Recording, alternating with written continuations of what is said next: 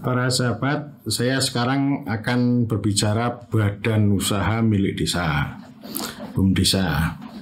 Tapi saya nggak mau ngomong yang berat-berat. Badan hukum itu berat banget, rumit.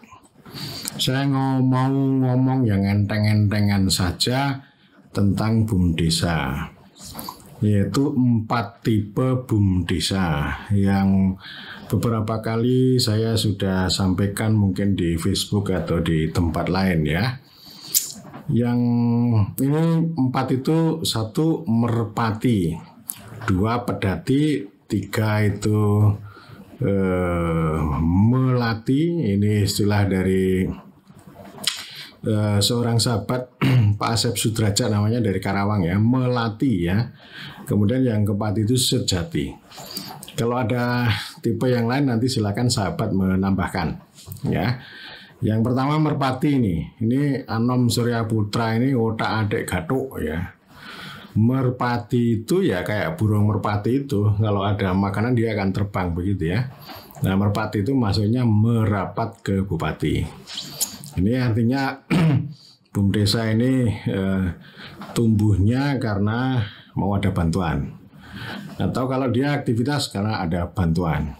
Ya, jadi ini memang sangat tergantung pada bantuan, dan dulu kami pernah meneliti di sejumlah daerah. Nggak usah saya sebut ya daerahnya ya, nanti orang bisa sakit hati. Misalnya begini nih, ini ada 87 desa seluruh kabupaten itu. Bikin semuanya bikin. Kemudian seorang gubernur tertarik ini, lalu kasih setiap BUMDesa kasih 50 juta. Ya itu baik, semuanya baik. Tetapi itu tidak berdirinya karena itu tadi, karena bantuan tadi ya. Pertama ya dari bupati, kemudian kedua dari gubernur. Maksudnya baik untuk menolong gitu ya. Tetapi itu tidak bertahan lama. Ya, nggak bertahan lama. Dari 87 itu yang bertahan hanya 1, yang 86 mati.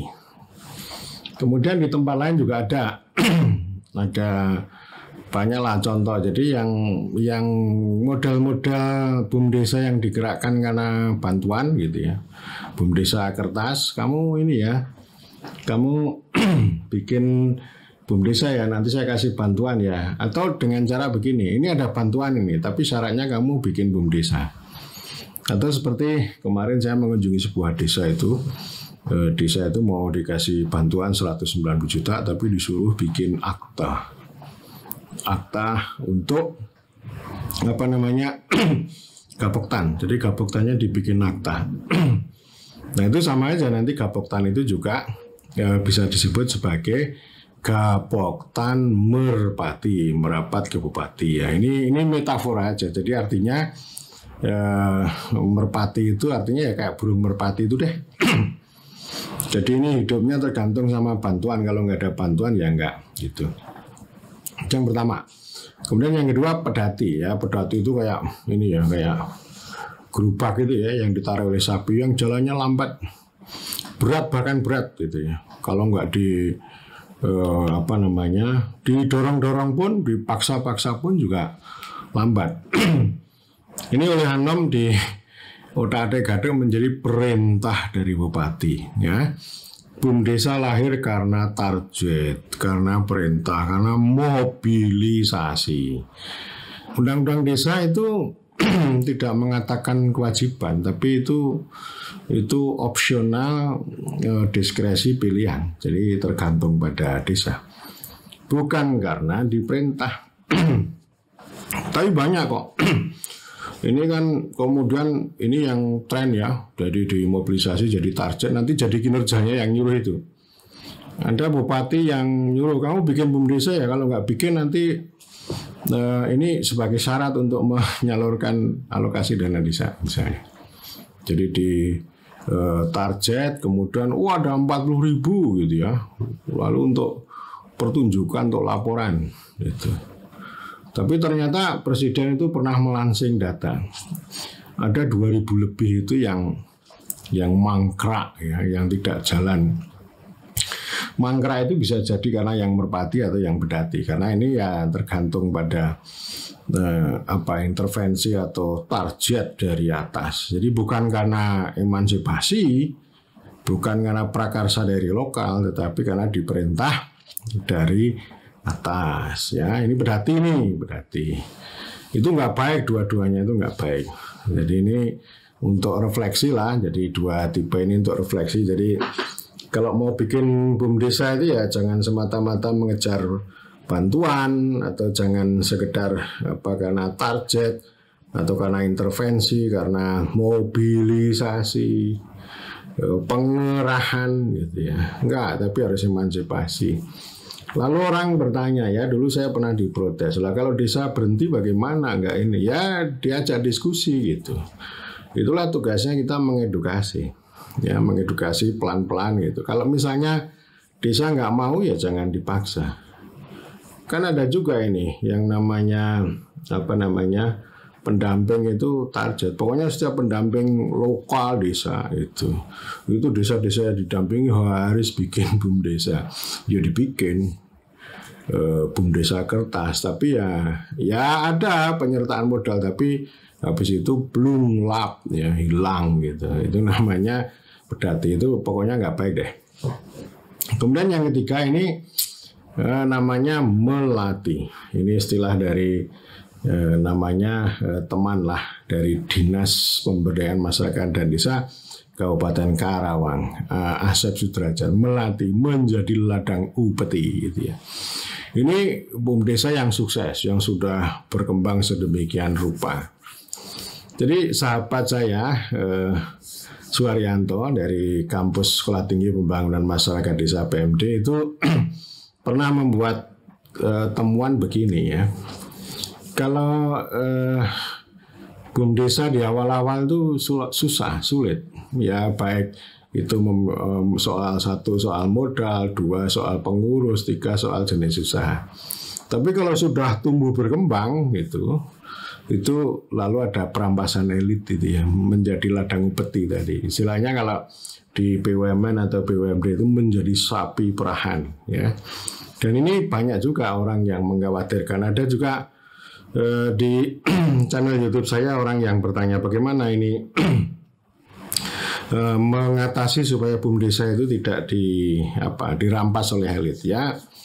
Tentu ada banyak hal yang bisa kita lakukan. Ya, musyawarah desa itu kan penting itu untuk mengontrol, karena kita yakin bahwa dimanapun itu ada kekuasaan. Kalau kekuasaan tidak dikontrol itu ya begitu.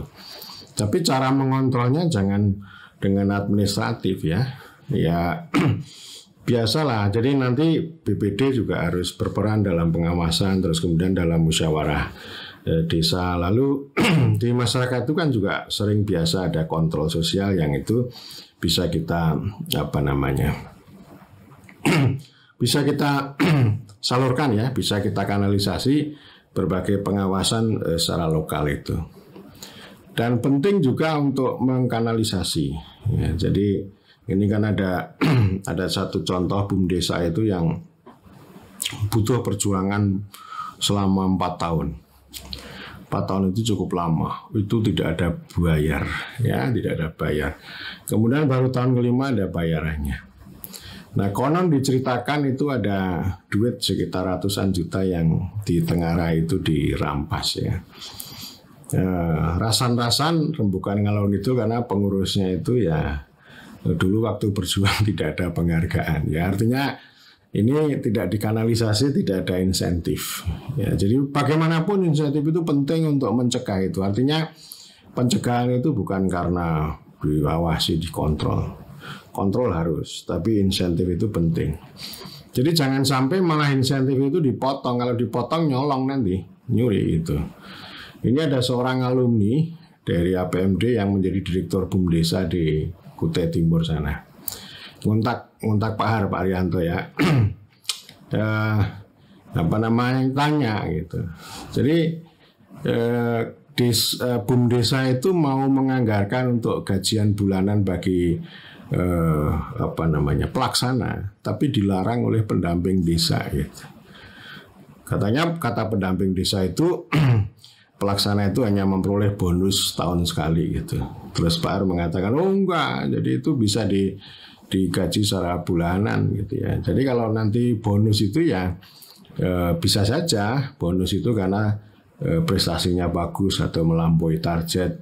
Nah, sementara kalau penasehat pengawas itu bonus, bukan bulanan ya. Nah, tapi kalau pengurusnya itu bulanan, dan itu memang harus dikanalisasi, diberikan insentif.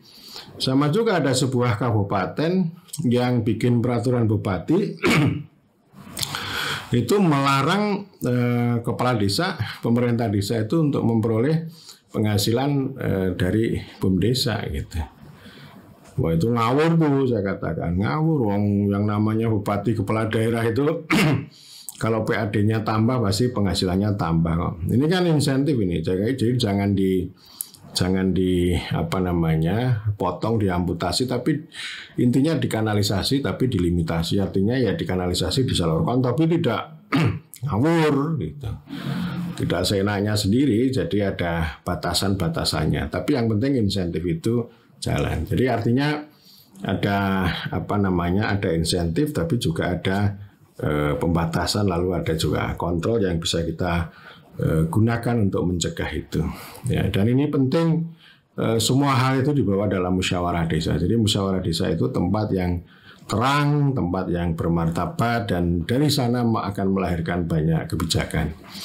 Ya, karena ya hal-hal yang baik itu kan selalu akan diawali dengan bicara yang baik ya. Kita percaya kok manusia itu memang punya hasrat, punya moral hasrat, pengen nyolong gitu ya. Tetapi juga punya nalar dan akal sehat, dan nalar dan akal sehat itu kan bisa dipupuk kalau kita itu saling berrelasi secara terbuka dalam entah itu dalam pergaulan masyarakat atau dalam musyawarah desa. Kemudian yang keempat itu yang ideal, yang sejati. Ya, sejati itu kalau istilah saya sehat dan jauh dari bupati. Jadi mandiri nih, emansipasi ya. Emansipasi termasuk tadi tidak menjadi ladang upeti itu karena tadi ya ada mekanisme kontrol, akuntabilitas, kanalisasi, limitasi begitu. Dan ini sehat ya. Sehat itu dalam pengertian pertama ada tradisi berdesa yang menopang. Kemudian juga ada alas sosial ya. Artinya memang BUMDesa ini tidak sekedar manajerial teknis. Jadi kalau Anda satu desa nggak punya tradisi berdesa ya jangan mimpi punya BUMDesa yang hebat. Ya, karena memang ini betul-betul bisnis yang unik ya. Tradisi berdesa itu apa? Lihat video saya lah. Jadi ada nanti tradisi berdesa itu. Dan penting juga ada pelajaran dari Profesor Muhammad Yunus itu bahwa organisasi-organisasi lokal terutama bisnis ekonomi yang unik begitu memang butuh swadaya, solidaritas, dan edukasi. Tiga itu alas sosial ya. Jadi kita harus punya itu supaya kita menjadi sehat jauh dari bupati itu di situ. Jadi emansipasi itu ditopang oleh itu ya. Jadi terus-menerus pelan, dan ini memang perjuangan. BUMDesa ini memang bisnis yang tidak lazim. Kalau bisnis yang lazim ya swasta. Jadi lebih efisien, lebih simpel gitu. Tapi ini memang penting. Tetapi kalau kita melarang atau hukum itu melarang BUMDesa itu artinya mengisolasi ya, mengisolasi desa. Jadi desa itu tidak bisa tumbuh berkembang menjadi kekuatan ekonomi ya. Jadi artinya BUMDesa ini peluang ya. Kita coba kalau mau menjadi sehat ya penting untuk sisi manajemen pasti ya, sisi alas sosial pasti gitu.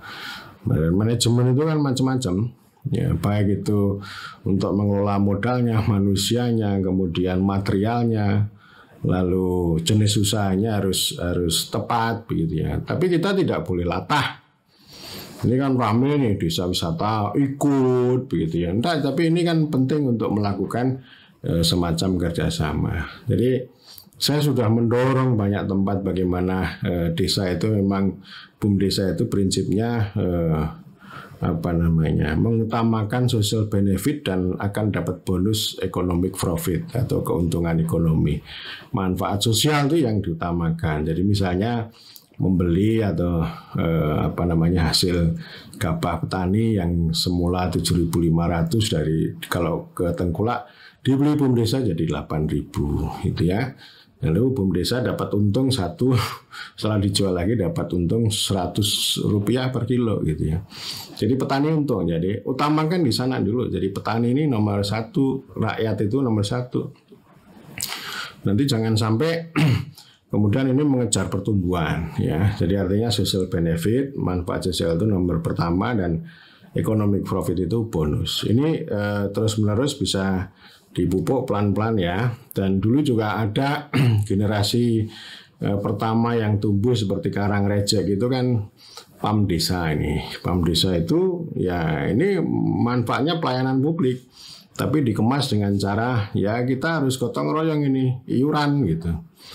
Iuran ini kan istilahnya memberikan manfaat sosial ya pelayanan publik gitu. Tetapi ternyata setiap tahun dapat untung 300 juta. Itu artinya sangat menarik ya. Itu inovatif itu. Jadi itu generasi awal ya sebelum undang-undang desa lahir itu sudah itu ya bisnis air gitu ya.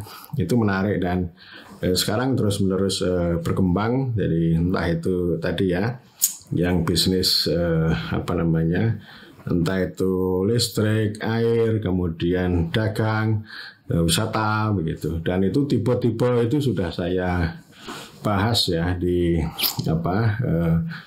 materi-materi sebelumnya. Tapi poin saya kita dorong ya, kita siapkan, kita edukasi.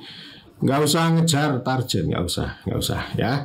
Tapi kita dorong kalau ini BUMDESA itu sebagai peluang, sebagai kesempatan, didorong kita dukung untuk menjadi yang sejati, sehat dan jauh dari upeti, artinya yang mandiri gitu ya, yang bukan menjadi upeti, bukan menjadi ladang upeti, bukan yang mangkrak karena merpati dan yang satunya karena pedati. Tapi ini terus menerus ya yang kokoh, mandiri dan berkelanjutan. Terima kasih.